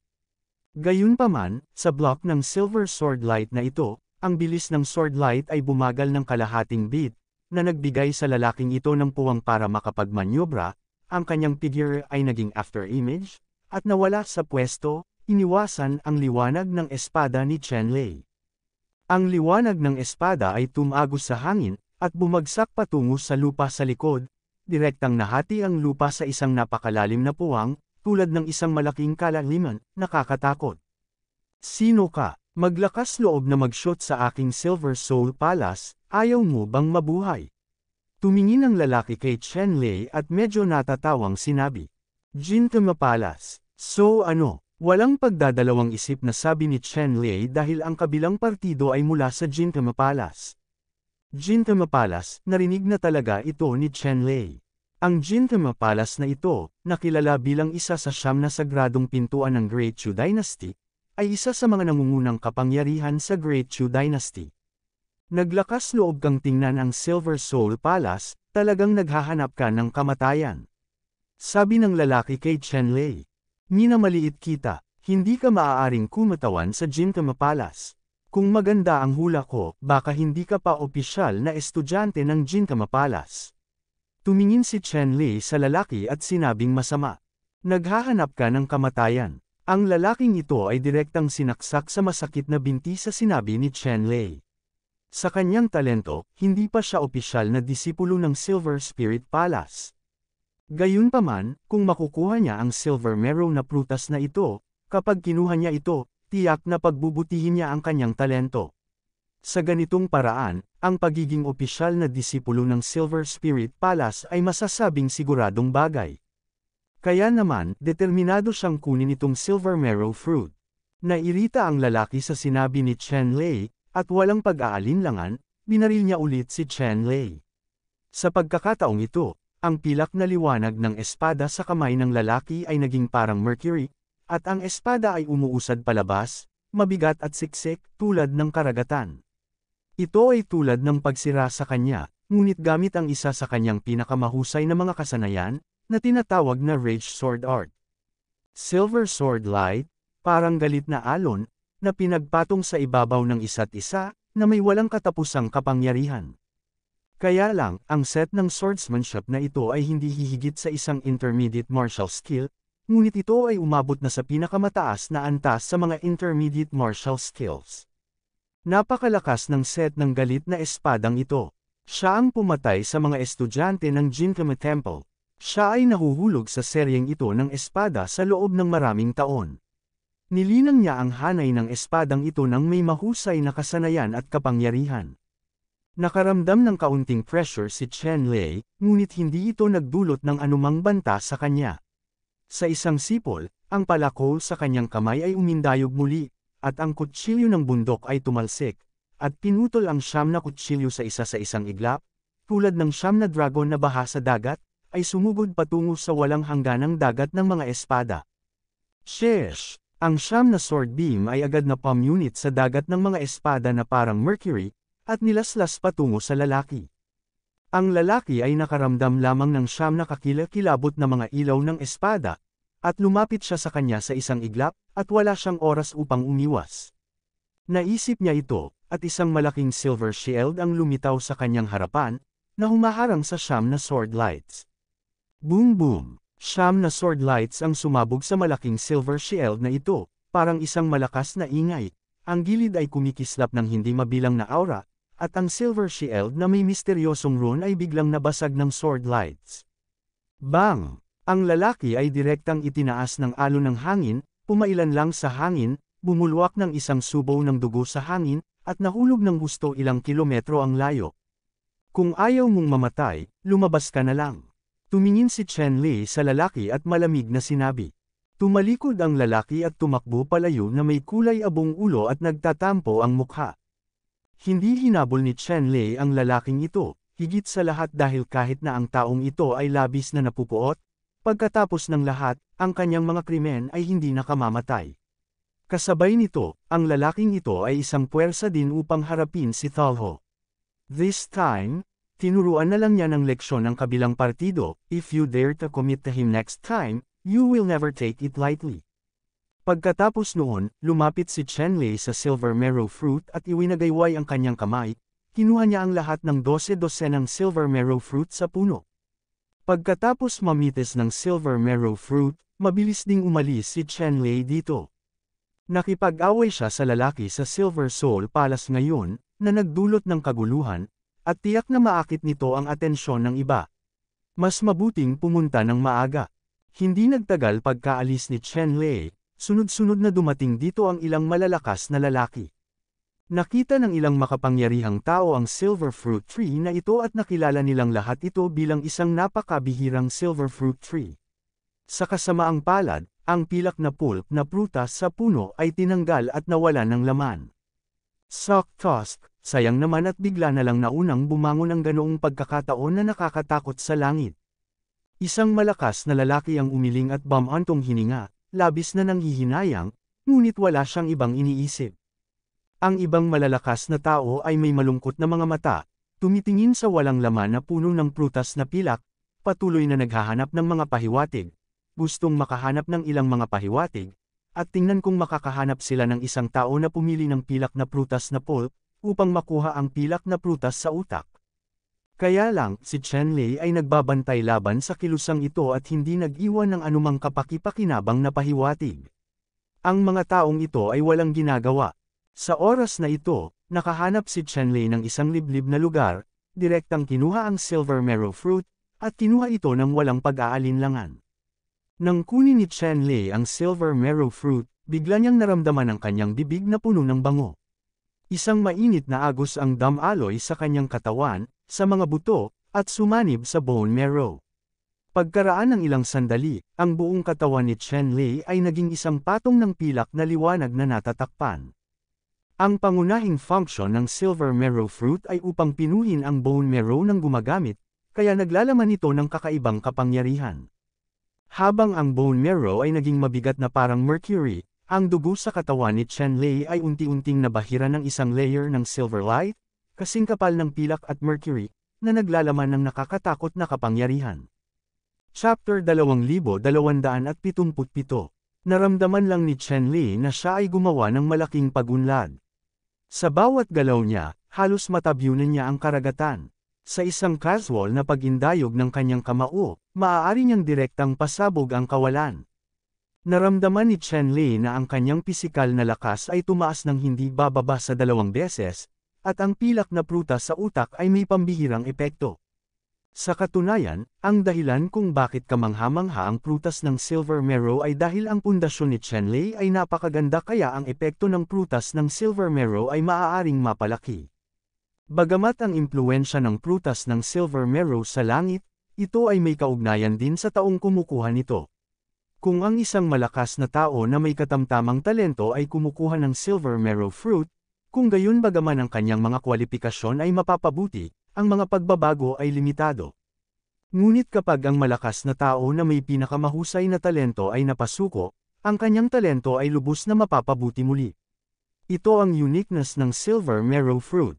Kung ito ay isang pangkalahatang bunga ng espiritu, tiyak na hindi ito magdadala ng napakahusay na pagunlad kay Chen Lei sa kabaligtaran. Ito ay isang silver marrow na prutas, ngunit maaari itong magdulot ng napakahusay na pagunlad kay Chen Lei.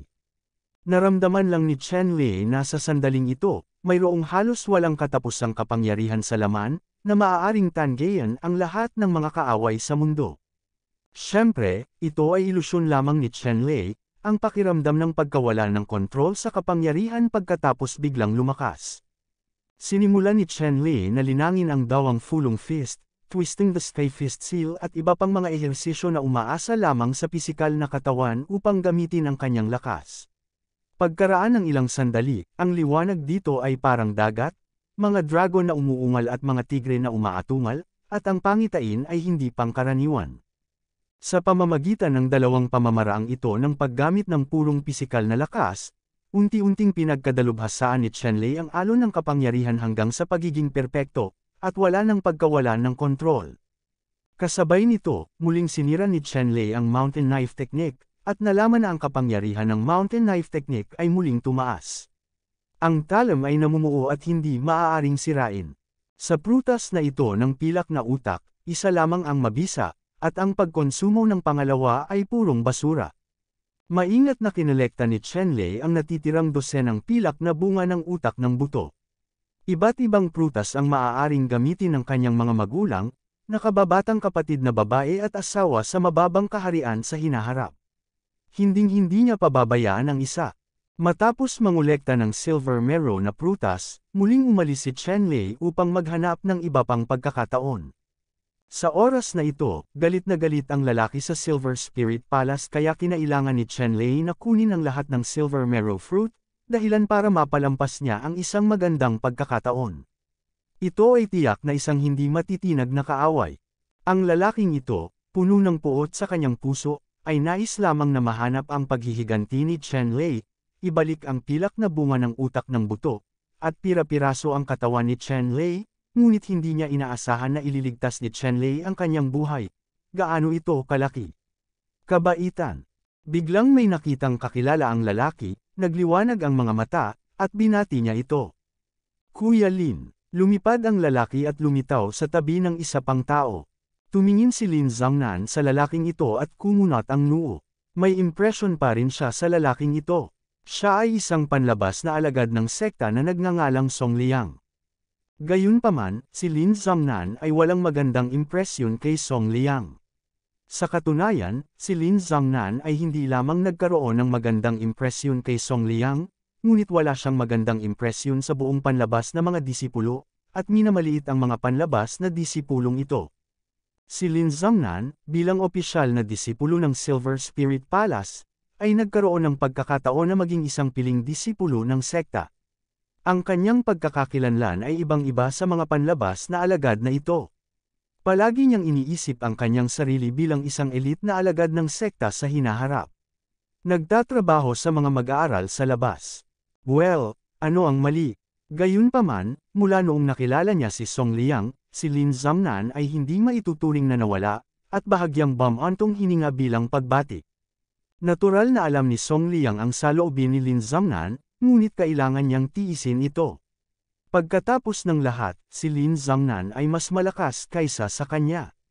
Ang pakikitungo sa masamang tao ay tiyak na hindi isang problema, kaya't sinabi ni Song Liang kay Lin Zhangnan sa unang pagkakataon, "Senior brother, may pagkakataon ako, kinuha ako ng isang tao, ang taong iyon ay mabuti, hindi ako kalaban, gusto kong humingi ng tulong kay senior brother."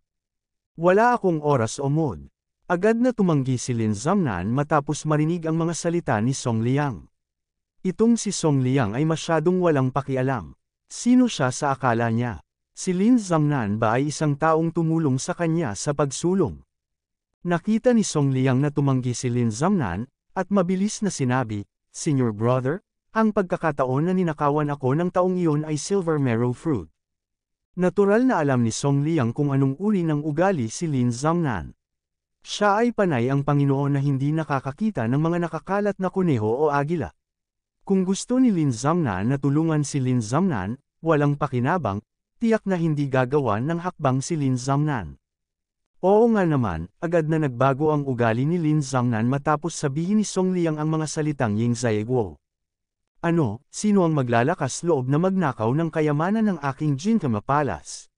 Junior brother, ang galit na ito ay hindi dapat lunukan ng basta-basta, patuloy na tutulong si senior brother, ngunit mahahanap mo pa ba ang taong iyon ngayon? Tumango si Song Guangliang at sinabing, "Senior brother, nang makipag-away ako sa taong iyon, tinatakan ko ang isang hibla ng hininga ng taong iyon sa aking katawan. Gamit ang hibla ng hiningang ito, tumakas siya sa mga dulo ng mundo, at maaari ko siyang patayin. Hanapin ito, panipi. Sinabi ni Lin Zamnan, napakahusay. Hindi dapat huli ang lahat. Agad kaming umalis at natagpuan ang taong nagnakaw ng aking Silver Spirit Palace ng mga kayamanan, at hiniling sa kanya na isuka ang prutas na pilak sa utak. Sinabi ni Song Liang, okay, Senior Brother, kung talagang babawiin ang Silver Marrow Fruit, isa lang ang kailangan ko, at ang natitirang 2, lahat ay kay Senior Brother, paano ka? Ano, 12 ng marami, okay, pangako sayo ni Senior. Matapos pakinggan ni Lin Zamnan ang mga salita ni Song Liang, lalo pang na-refresh ang kanyang espiritu. Mayroong talagang higit sa 12 ng mga prutas sa utak ng pilak. Narito ito ay talagang pambihira. Ngayon, kung talagang makakakuha siya ng 12 nitong mga silver marrow na prutas, tiyak na hindi magiging problema para sa kanya ang maging isang piling disipulo ng Silver Spirit Palace. Pagkatapos noon, nagsimulang hanapin ni Song Liang ang kinaroroonan ni Chen Lei na nakatatak ang hininga ni Chen Lei sa kanyang katawan. Nang matalo si Song Liang ni Chen Lei sa simula, hindi niya naisip na sumuko. Sa makatuwid, nag-iwan siya ng kaunting hininga ni Chen Lei sa kanyang katawan para lang mahanap si Chen Lei. Ang ganitong uri ng kakayahan ay natatangi kay Song Liang, at karamihan sa mga tao ay talagang walang ganitong kakayahan. Sa ilalim ng pamumuno ni Song Liang, talagang natuklasan ni Lin Zamnan at Song Liang ang kinaroroonan ni Chen Lei. Sunod-sunod nilang pinalibutan si Chen Lei. Ikaw na naman. Napakunot ang noo ni Chen Lei nang makita niyang lumitaw si Song Liang sa kanyang harapan. Masyadong clueless ang lalaking ito. Nailigtas niya ang kanyang buhay, kaya naglakas loob siyang magdala ng taong haharap sa kanya. Sa pagkakataong ito, imposibleng hawakan muli ng taong iyon ang kanyang kamay. Anak, kumuha ka ng pagkakataon, at hinding-hindi ako mamamatay kasama mo. Ngayon, kung makikilala mo at ibibigay mo ang pilak na bunga ng utak, mabibigyan kita ng isang masaya. Kung hindi ka magtagumpay, pagsisisihan kitang dumating, mundong ito. Mabangis na sabi ni Song Liang kay Chen Lei. Humalaklak si Chen Lei at sinabing, kaya, ibigay ko man ang silver marrow fruit o hindi, ito ay magiging dead end. Oo, ngunit maaari kang pumili kung anong uri ng paraan ng kamatayan ang gusto mo. Kung ito ay kasiyahan o pagpapahirap, sabi ni Song Liang. Talagang mayabang ka, pinili kong hayaan kang mamatay. Narinig ni Chen Lei ang gayong mga mapagmataas na salita, at ang kanyang puso ay biglang naging mamamatay tao. Ang ganitong mga basura, ang buhay ay isang pag-aaksaya ng mga mapagkukunan, mas mahusay na ipadala siya sa isang superbirth. Pagkatapos makinig ni Song Liang, ang kanyang mukha ay tumaas na may bakas ng galit, at sinabing, hinahanap mo ang kamatayan. Anong kalokohan siya, gawin mo? Sa oras na ito, mas direkta si Lin Zamnan. Direkta niyang ibinaba ang kanyang espada at nilasla si Chen Lei. Chapter 2278. Ang espada ni Lin Zamnan ay halos isang palihim na pag-atake, at ang kapangyarihan nito ay pambihira. Isang pagsabog ng Silver Sword Light ang dumiretso kay Chen Lei, napakabangis. Sa kabutihang palad, palaging pinananatili ni Chen Lei ang mataas na antas ng pagbabantay. Sa sandaling lumabas ang ilaw ng espada ni Lin Zamnan, nag-iingat si Chen Lei. Sa backhand, sumambulat ang isang taktika ng kamao na may nanginginig na sail. Pagkaraan ng ilang sandali, isang parisukat at simpleng itim na higanti ang lumitaw sa kawalan. Yin, ang liwanag ay damaloy, naglalabas ng pinakamataas na pamimilit, at bumagsak, pinasabog ang pagsabog ng liwanag ng espada na pinaputok ni Lin Zamnan. Boom! Sa isang malakas na ingay, ang itim na dakilang selyo at ang baha ng liwanag ng espada ay nagtama, at nagkaroon ng nakakagulat na pagsabog. Ang alon ng hangin ay humampas sa lahat ng direksyon. Ang mga nakapalibot na burol ay direktang nabunot ng hangin at lumipad palayo. Pagkalabas nito ay sumabog ito sa hangin at naging pulbos na lubhang nakakakilabot. Hindi gumalaw si Chen Lei Wen, ngunit napailing si Lin Zamnan ng ilang hakbang, namumula ang mukha, nahihiya at galit. Talagang hindi inaasahan ni Lin Zamnan na matitinag siya pabalik ng isang lalaki mula sa ikatlong layer ng Yuandan Realm. Ito ay tunay na pambihira. Kasabay nito, napagtanto din ni Lin Zamnan na ang taong ito ay talagang isang makapangyarihang tao na may napakataas na kwalifikasyon. Kung hindi, imposibleng magkaroon ng ganoong nakakatakot na kapangyarihang labanan sa ikatlong antas ng Yuandan Realm. Ang kanyang mga kwalipikasyon ay higit pa sa kanya. Mas mataas ang ilang antas. Dahil dito, labis na naninibugho ang puso ni Lin Zhangnan, at gusto niyang patayin si Chen Lei at pagkatapos ay sumugod. Sa mundong ito, walang henyo na mas mahusay kaysa sa akin ang pinapayagan. Sa isip ni Lin Zhangnan, ang mga baluktot na halaga ay pinalaki, at sa pagtingin kay Chen Lei, ang layunin ng pagpatay ay naging mas matindi. Song Liang, sabay nating gawin at patayin ang taong ito. Sumigaw si Lin Zhangnan at binati si Song Liang. Sa sandaling ito, halos matigilan si Song Liang, dahil nakita niyang pinatumba ni Chen Lei ang senior brother na inakala niyang tao. Ilang sandali pa ay medyo nalilito pa rin siya. Napakahina ng lakas ni Lin Zhangnan. Personal itong naranasan ni Song Liang. Nakita niyang ipinakita ni Lin Zhangnan ang kanyang lakas sa harap nila. Sa kanyang paglilinang, sa mga kamay ni Lin Zhangnan, hindi siya makatagal ng 10 galaw. Gayunpaman, ngayon si Lin Zhangnan ay talagang pinilit na pabolaykan ni Chen Lei ng isang suntok. Gaano kalala ang kapangyarihang panlaban ni Chen Lei? Alam mo, nag-away na sila ni Chen Lei dati, itong si Chen Lei na ito ay hindi naman nakakatakot. Kumuha ba siya ng silver marrow fruit at lumakas ng husto ang kanyang lakas? Ang isip ni Song Liang ay nag-flash ng ganoong kaisipan. Hindi nagtagal, naramdaman ni Song Liang na dapat tama ang kanyang hula. Kung nakakuha siya ng kayamanan tulad ng silver marrow fruit, tiyak na dadalhin niya ito ng maaga at madaragdagan ang kanyang lakas. Senior Kuya, mag-ingat, dapat ang taong ito ay kumuha ng silver marrow fruit, at ang kanyang lakas ay bumuti ng husto. Hindi naman siya ganoon katikot kanina. Pagkatapos makinig sa mga salita ni Lin Zhangnan, biglang natauhan si Song Liang, binunot ang kanyang espada at inatake si Chen Lei, habang nagpapakita ng paggalang kay Lin Zhangnan, na sinenyasan si Lin Zhangnan na maging mas maingat. Matapos pakinggan ang mga salita ni Song Liang, lalo pang nagalit si Lin Zhangnan, na nagsabing, maglakas loob na lunukan ang mga kayamanan ng aking Jinkame Temple, at sa ilang sandali, pupunuin ka ng aking anak, hayaang pigain ng iyong dugo ang iyong utak, at gawing perpekto ang mga katangian ng gamot, sa iyong katawan. Panipi-polihis na guhit. Nakaramdam ng labis na panlulumo si Lin Zhangnan, at kasabay nito ang marahas na sinabi, ang espiritong espada sa kanyang kamay ay kumikislap ng liwanag ng espada, lumilipad ng paalang at paalang, walang awa na humahampas kay Chen Lei. At si Song Liang, nakipagtulungan din kay Lin Zhangnan, nagsanib puwersa ang dalawa para patayin si Chen Lei. Ang dalawang silver white sword lights ay napakalakas kaya lahat sila ay sumabog patungo kay Chen Lei, at ang mga sword beam ay nasa ere, halos maputol ang kawalan.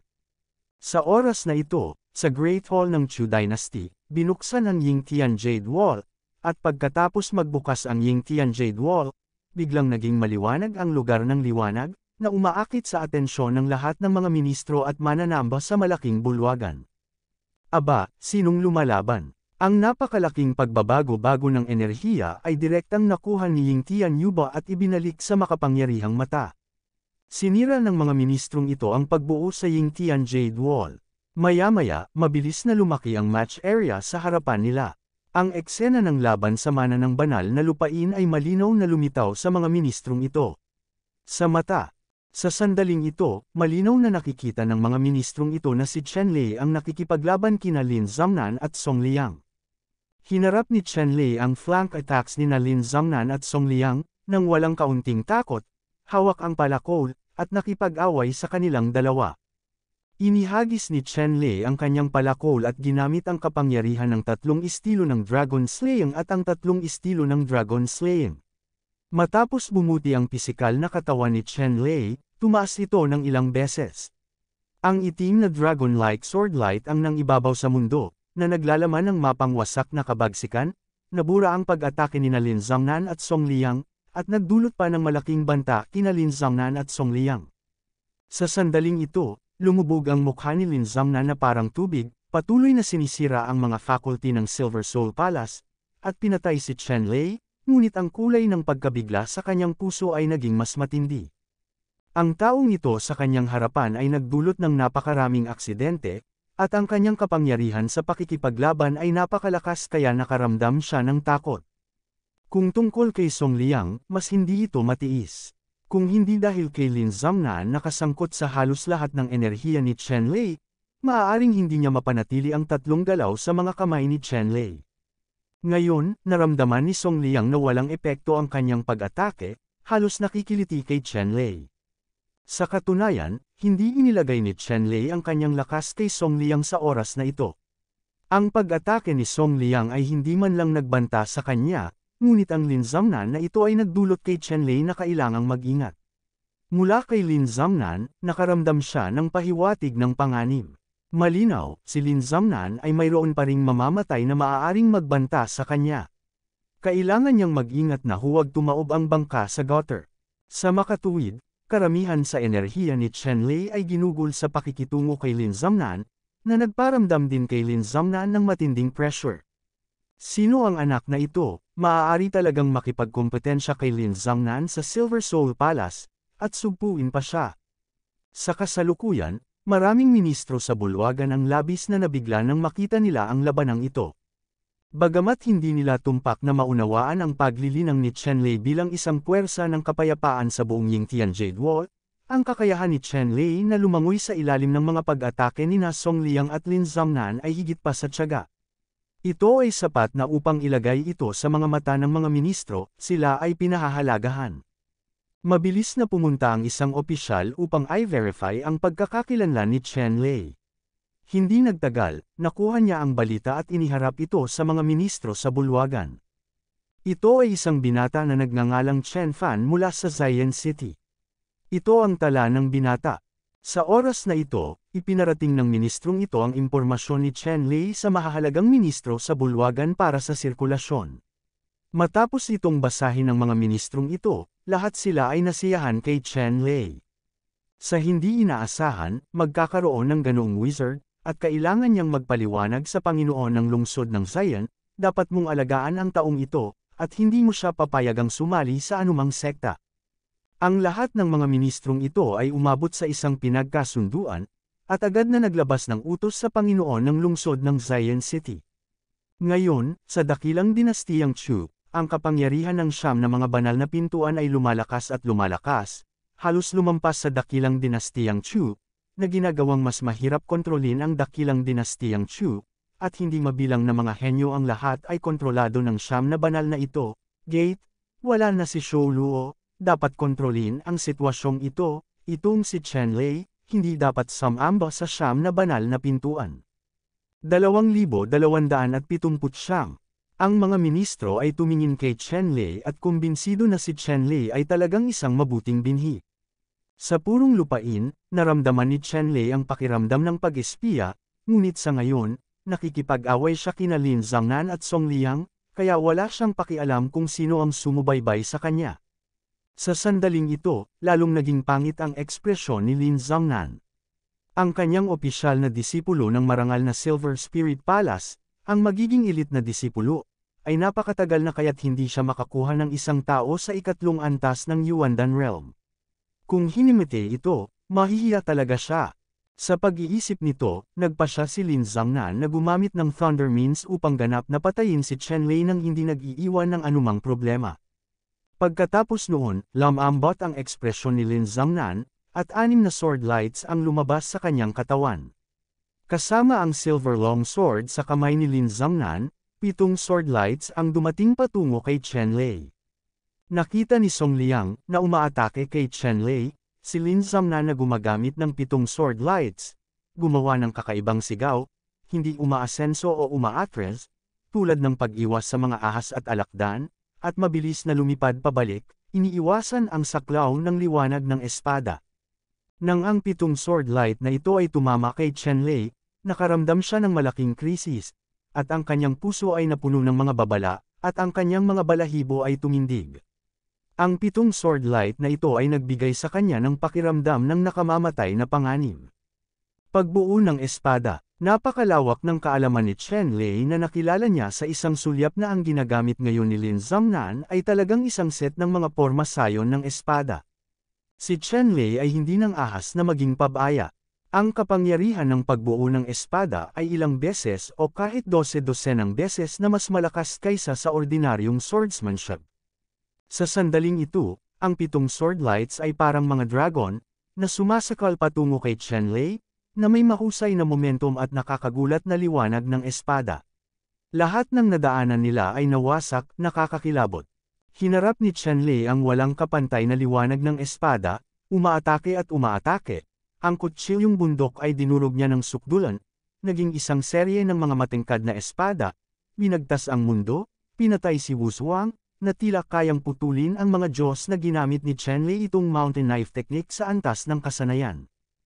Hindi mabilang na mga impact sound, tulad ng mga hampas ng bakal, torrential na parang shower, ang narinig ng mga tenga ni Chenlei. Naramdaman lang ni Chenlei na ang palakol sa kanyang kamay ay tila tinamaan ng hindi mabilang na mabibigat na martilyo, at ang kanyang mga braso ay patuloy na nanginginig.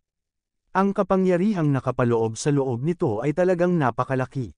Napilitan si Chenlei na umatras ng dahan-dahan sa pamamagitan ng pagbuo ng espada at sinubukan ang kanyang makakaya upang labanan, ngunit may ilang sword chi na dumaan pa rin sa blockade ni Chenlei at damapo sa kanya, na nagtamo ng mga mantsa ng dugo sa kanya.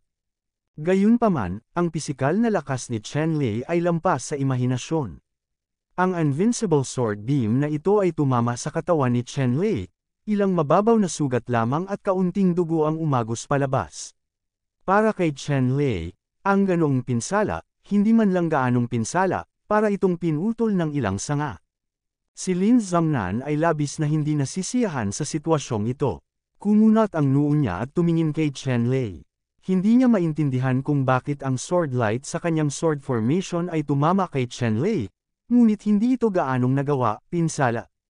Sa oras na ito, natuklasan din ni Chenlei ang ilang mga kahinaan sa pagbuo ng espada.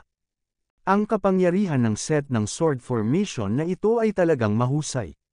Sa katunayan, kapag ang paraan ng pagbuo ng espada ay kasangkot, ang kapangyarihan ay hindi mahina. Orihinal na pinagkadalubhasaan ni Chenlei ang ilang set ng Supreme Sword Formations, ngunit sa kasamaang palad, pagkarating sa gitnang mundo, nagbago ang mga alituntunin ng langit at lupa, at hindi rin nagamit ang mga sword formation. Ang sword formation na winasak ni Lin Zhangnan ay napakalakas. Gayunpaman, natuklasan ni Chenlei na ang mga pagbabago sa hanay ng mga porma sayon ng espada na ito ay hindi masyadong maayos, at hindi lubos na nagamit ang buong kapangyarihan nitong hanay ng mga porma sayon ng espada. Natural na alam ni Chenlei kung gaano kahirap mag-cultivate sa sword formation. Tungkol naman sa pagbuo ng espada na winasak ni Lin Zhangnan sa oras na ito, halatang hindi siya sanay sa cultivation, at tila napakapahinto sa paggamit nito. Dahil dito, nabuhay si Chenlei ng mahabang panahon sa ilalim ng set ng mga sword formation na ito. Kung hindi, sa kasalukuyang kapangyarihan ng pakikipaglaban ni Chenlei, natatakot ako na mahirap makakuha ng anumang mga benepisyo sa ilalim ng hanay ng mga porma sayon na ito, pagbuo ng espada. I-break mo ako. Biglang sumigaw si Chenlei at naunawaan ang mga bahid ng pagkakabuo ng espada. Ang kapangyarihan ng palakol sa kanyang kamay ay tumaas. Ang talem ay lumabas mula sa talem at naging isang malaking itim na dragon, na direktang tumama sa sword formation. Puff! Ang sword formation ay agad na nabasag, at pagkatapos na maputol ang sword formation, si Lin Zhangnan ay bumubula ng isang subaw ng dugo, ang kanyang ekspresyon ay biglang lumabo, at ang marahas na hininga, ay agad na nalanta. Tumingin si Lin Zhangnan kay Chenlei na may pangit na ekspresyon. Hindi siya naniniwala na mababasag ni Chenlei ang kanyang sword formation. Ang pagbuo ng espada na ito ay lubos na naubos ang kapangyarihan ng kaluluwa. Sa sandaling ito, ang kapangyarihan ng kaluluwa ni Lin Zhangnan ay halos nasa ibaba. Sinamantala ni Chenlei ang pagkakataong ito upang maging isang makalangit na bahaghari, at hinampas si Lin Zhangnan, upang patayin si Lin Zhangnan. Sa panahon ngayon, natural na hindi na mabait na babae si Chenlei, at hindi na siya makikipag-holding hands para sa mga nagnanais ng kanyang buhay. Ang sword light ng mountain knife technique ay napakaliwanag, nagniningning sa hangin, tulad ng isang maliit na araw, ang nakatutuyan na sina Lin Zhangnan at Song Liang ay hindi maimulat ang kanilang mga mata. Sa oras na ito, sa pangunahing bulwagan, nakikita rin ng maraming ministro sa Yingtian Jade Wall na ang buong Yingtian Jade Wall ay naliwanagan ng kaputian ng espada, na ginagawang hindi malay ng maraming ministro, na iniisip na ipikit ang iyong mga mata. Ang liwanag ng espada na ito, tulad ng isang bulalakaw na tumutusok sa kalangitan, ay direktang pinugutan ng ulo si Lin Zangnan ng walang tigil na puwersa. Naramdaman lang ni Lin Zangnan na nanganganib ang kanyang buhay. Sa pilak na roba sa kanyang katawan, hindi mabilang na mga ron ang agad na lumiwanag, at isang piraso ng pilak na ilaw ang sumugod, na naging isang malaking maskara, na nagbabantay sa kanya ng mahigpit. Boom! Matinding hiniwa ang kutsilyo ni Chen Lei sa maskara. Ilang saglit, sumilaw ang silver light. Hindi pinutol ng kutsilyong ito ang pilak na maskara ni Lin Zangnan, ngunit ang napakalaking puwersa ay direktang dumurog kay Lin Zangnan, lumilipad patungo sa malayo.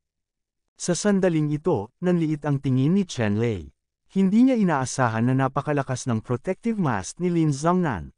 Pumalakpak siya sa hangin, marahas na inatake ng mga ron, at nilaslas patungo kay Lin Zangnan. Papatayin niya ng buo si Lin Zangnan, nang hindi binibigyan ng kaunting pagkakataon si Lin Zangnan. Matapos maputol ang kritikal na pag-atake, ang lakas ng pakikipaglaban ni Chen Lei ay tumaas ng 12-dosenang beses. Nakakatakot ang kapangyarihan nito, at ang bilis nito ay kasing bilis ng kidlat. Agad niyang naabutan si Lin Zangnan sa ere at naglaslas. Sa pagkakataong ito, ang protective body mask sa katawan ni Lin Zangnan ay parang paper paste, at direktang pinunit ni Chen Lei at the same time, hindi lang ang body mask ni Lin Zangnan kundi pati si Lin Zangnan mismo. Si Lin Zangnan ay naputol sa kalahati ng kutsilyo ni Chen Lei, at isang ulan ng dugo ang bumagsak mula sa hangin. At nang makita ni Song Liang ang eksenang ito, agad na namutla ang kanyang mukha. Hindi niya inaasahan na kahit si Lin Zangnan ay hindi kalaban ni Chen Lei. Siya ay pinugutan ng ulo ni Chen Lei. Natakot siya sa sukdulan sa kanyang puso, inikat niya ang kanyang ulo at tumakbo palayo, mas mabilis kaysa doon. Ang mga kuneho ay hindi mabilang na beses na mas mabilis. Sa pagkakataong ito ay hindi na binalak ni Chen Lei na paalisan muli si Song Liang. Mayroon pa rin itong kritikal na strike rune effect. Agad niyang binasbasan ang kanyang kakayahan sa katawan para habulin at patayin si Song Liang. Iilan lang kaya naabutan niya si Song Liang na tumatakbo palayo, at nilaslas niya si Song Liang. Kabanata 2280.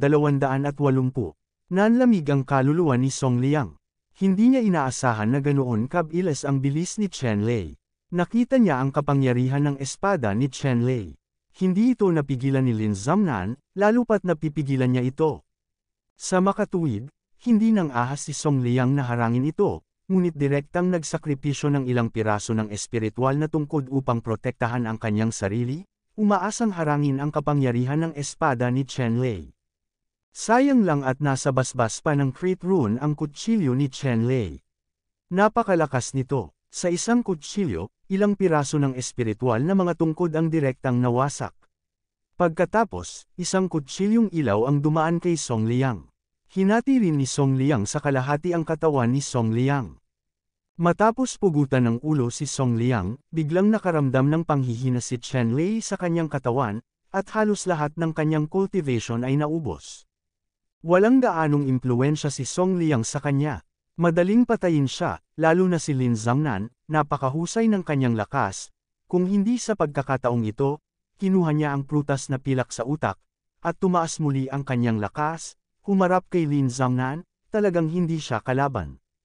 Natagpuan ni Chen Lei ang mga singsing na imbakan ni Song Liang at Lin Zangnan, inilagay ang mga ito, pagkatapos ay inalog ang kanyang katawan at direktang umalis dito.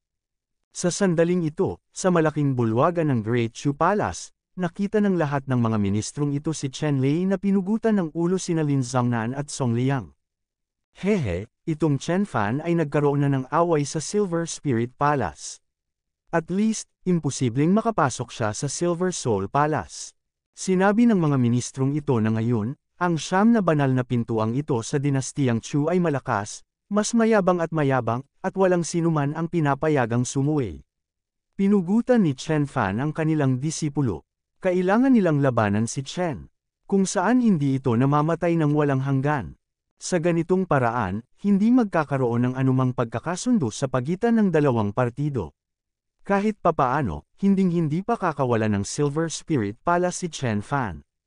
At pagkatapos, nagkaroon ng isa pang malakas na pagbabago sa aura, tumataas sa kalangitan, na umaakit sa atensyon ng maraming ministro sa bulwagan, at itinuon nila ang kanilang mga tingin sa ibang mga lugar. Cough! Isang binata at malakas na lalaki na may suot na balat ng hayop na may mabangis na ningning. Ang katawan nito ay malakas, kumikinang na may tansong kinang, at mangaron sa buong katawan nito. Sa sandaling ito, nababalot siya ng malinaw na liwanag sa kanyang katawan. Ang malakas, lumaban bilang isang grupo. At ang lalaking ito na nakabalat ng hayop ay mabangis na kumislap sa kanyang mga mata, ang kanyang mga suntok ay parang kuryente, at bawat suntok ay hindi may iwasang may kasamang dagandong ng hayop. Kasabay nito, lumitaw ang isang nasa salat na anyo, kabilang ang isang dragon, isang tigre, at isang oso, leopardo, at iba pa, na parang totoo, patungo sa taong ito. Ang lalaking may patong ng malinaw na liwanag ay natakot at nagalit. Ang mahabang espada sa kanyang kamay ay sumayaw na parang kuryente, at ang liwanag ng espada ay tumaas sa langit. Matindi ang laban niya sa lalaking ito, ngunit sayang ang suot ng lalaki na balat ng hayop. Ang matapang na lalaki, na nagpapalabas ng nakakatakot na momentum ng nagngangalit na karagatan, ang kanyang mga kamao ay patuloy na pumutok, na sinisira ang liwanag ng espada. Boom! Sa wakas, ang lalaki ay sumabog sa isang suntok, at isang malaking sagradong baka ang sumugod mula sa kanyang kamao, tinapakan ng kawalan, at umaban, na binasag ang katawan ng lalaki ng malinaw na liwanag, at tinusok ang katawan ng lalaki. Agad na niyugyug ng katawan ng lalaki ang lalaki na naging madugong ambon. Ang lalaking nakabalat ng hayop ay direktang hinawakan ang singsing ng imbakan ng lalaki, pagkatapos ay lumipad. Ang powerhouse na pinugutan ng ulo ay si Zhao Huajun ng Tai Ching sect. Sino ang lalaking iyon na balat ng hayop? Sa kasalukuyan, sa itaas ng bulwagan, ang mga ministro ay medyo nalilito at nagtanong sa isa't isa. Sa kasamaang palad, hindi nila naunawaan ang pinagmulan ng tao sa balat ng hayop. Suriin mo kaagad at magpadala ng isang tao upang malaman ang sitwasyon ng lalaking ito. Sinabi ng isang ministro na ang lalaking ito sa balat ng hayop ay dapat na isang bihirang henyo. Hindi nila naiintindihan ang sitwasyon noon, kaya kailangan nilang itago sa mga bundok at ilang.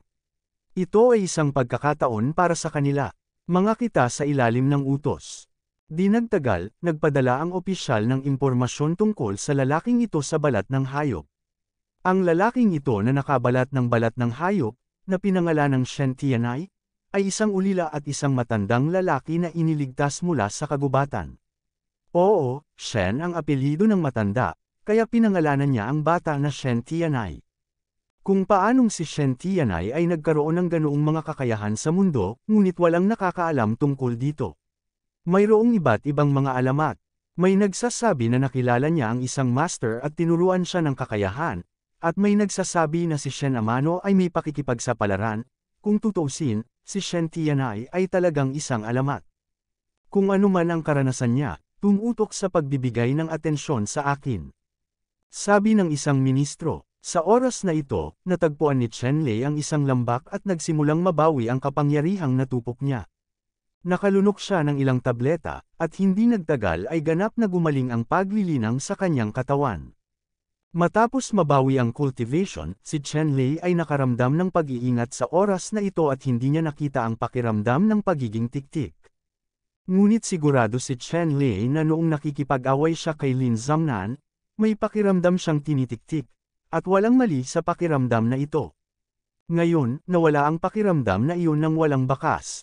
Nahulaan ni Chen Lei sa kanyang isipan na dapat mayroong isang malakas na tao na makakapagmasid sa sitwasyon sa sagradong lugar ng mana sa pamamagitan ng ilang uri ng lihim na kayamanan, at dapat itong gawin ng maharlikang pamilya ng Dachu. Sa ganitong antas ng haka-haka, alam ni Chen Lei na siya ay kikilos sa hinaharap, at dapat siyang maging mas maingat, kahit papaano ang ilang mga sekreto ay hindi maaaring ibunyag ng kusa. Pagkatapos, sinimulan ni Chen Lei na suriin ang mga trepeo sa mga storage ring nina Song Liang at Lin Zhangnan. Kahit Song Liang o Lin Zhangnan, Maraming kayamanan ang nasa storage ring, lalo na sa banal na relic na lugar na ito. Mas mura na ngayon ang mga pagkakataon ni Chenlei. At pagkatapos, biglang natuklasan ni Chenlei ang isang set ng mga lihim ng pagbuo ng espada sa storage ring ni Lin Zhangnan. Ang set ng sword formation na ito ay hindi ang pagsasanay ng Silver Soul Palace, ngunit ang karanasan ni Lin Zhangnan. Ngunit ang kapangyarihan ng set ng sword formation na ito ay mas malakas kaysa sa ilang teknik sa Silver Soul Palace. Hindi nagtagal para makuha ni Lin Zhangnan ang set ng sword formations na ito, ngunit isa talaga siyang Master of Sword Formation Cultivation. Sa loob lamang ng ilang taon, nilinang niya ang hanay ng mga porma sayo ng espada sa isang napaka-advanced na antas. Maging killer. Ang set ng sword formation na ito ay tinatawag na Kiju Starlight Sword Formation. Kung ang paglilinang ay magiging perpekto sa larangan ng mahusay na tagumpay, maaari siyang makipag-usap sa mundo at sa tulong ng kapangyarihan ng bituin, ang kanyang lakas ay lubhang nakakatakot. Kaya lang, malayo pa si Lin Zhangnan sa pakikipag-usap sa mundo at paggamit ng kapangyarihan ng mga bituin, kung hindi siya ang masisira sa pagkakataong ito, kundi si Chenlei. Matapos tingnan ni Chenlei ang hanay ng mga porma sayo ng espada na ito, itinatago niya ito ng matatag sa kanyang isipan, ngunit hindi ito ang oras para maunawaan ito, at ang hanay ng mga porma sayo ng espada na ito ay nangangailangan ng walang katulad na pag-unawa sa mga patakaran ng gitnang mundo. Kung ang cultivation ay makakamit ang mahusay na tagumpay, kahit na siya ay naliwanagan, hindi niya magagamit ang kapangyarihan ng hanay ng mga porma sayo ng espada na ito sa maikling panahon. Gayunpaman, sa hinaharap, maaari mong gamitin ang pagbuo ng espada na ito bilang isang mamamatay. Matapos itago ang koleksyong ito ng mga lihim ng pagbuo ng espada, lumabas si Chenlei at muling naghanap ng mga pagkakataon. Ngayon, humigit kumulang 10 araw na siyang nasa banal na relikong lugar na ito. Maliban sa Silver Marrow Fruit, hindi masyadong masama ang ibang pagkakataon. Siya ay may pakiramdam ng pangangailangan ng madali ang pagkilos at dapat na hawakan. Panahon na upang galugarin ang kahariang ito, ang mga labi ng isang sagradong lugar, ay hindi gustong dumating ng walang ingat. Thanks for watching po, please like and subscribe Jessica Datuan Ortiz.